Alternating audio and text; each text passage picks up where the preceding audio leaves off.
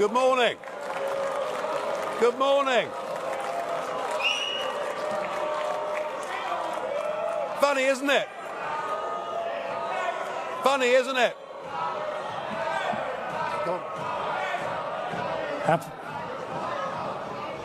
Thank you very much for that very warm welcome. How things have changed.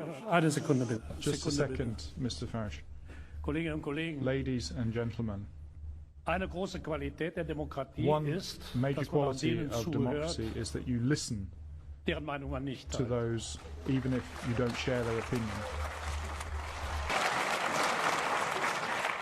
Well, thank you, Mr. Schultz.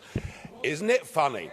You know, when I came here 17 years ago, and I said that I wanted to lead a campaign to get Britain to leave the European Union, you all laughed at me. Well, I have to say, you're not laughing now, are you? And the reason you're so upset, the reason you're so angry, has been perfectly clear from all the angry exchanges this morning. You, as a political project, are in denial. You're in denial that your currency is failing. You're in denial.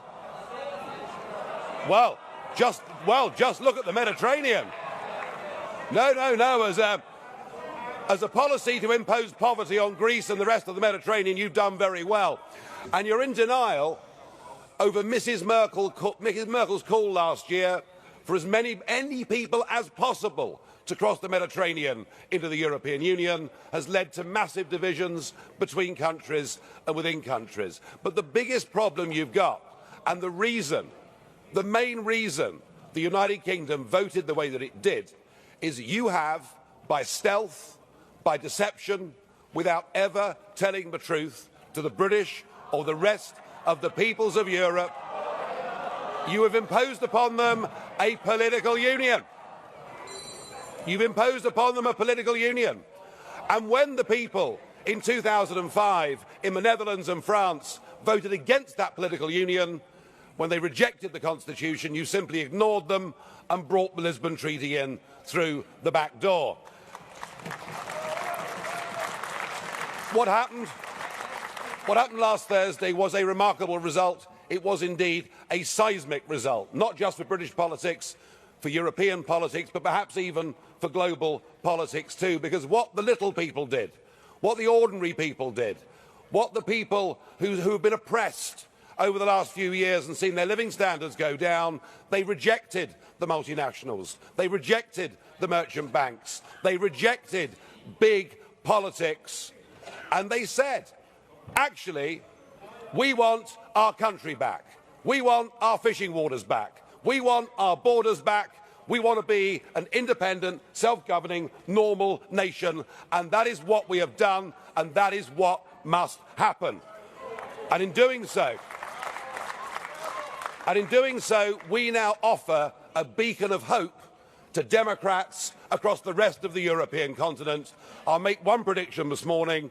The United Kingdom will not be the last member state to leave the European Union. So the question is, what do we do next?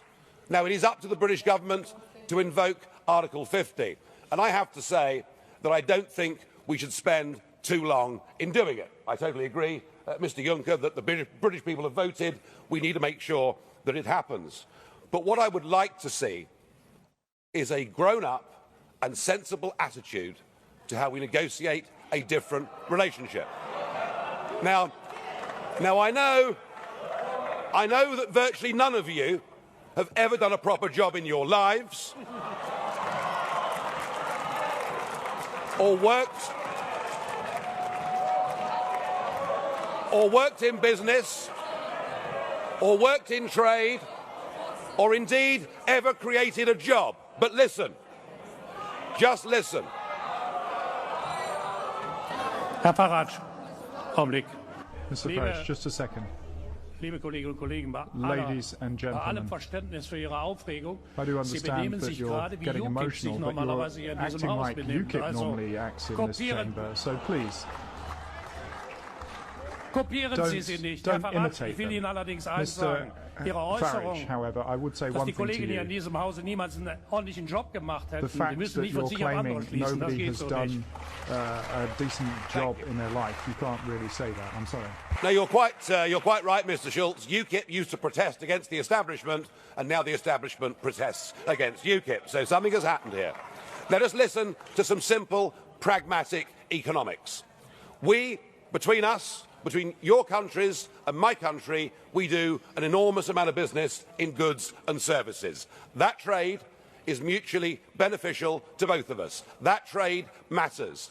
If you were to decide to cut off your noses, to spite your faces, and to reject any idea of a sensible trade deal, the consequences would be far worse for you than it would be for us.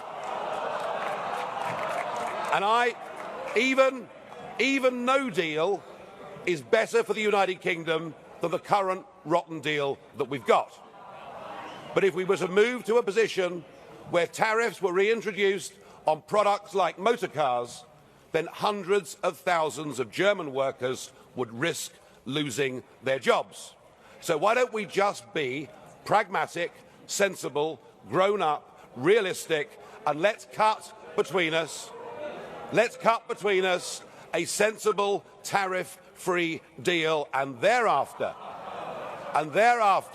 recognise that the United Kingdom will be your friend, that we will trade with you, we will cooperate with you, we will be your best friends in the world. But do that, do it sensibly, and allow us to go off and pursue our global ambitions and future. Thank you.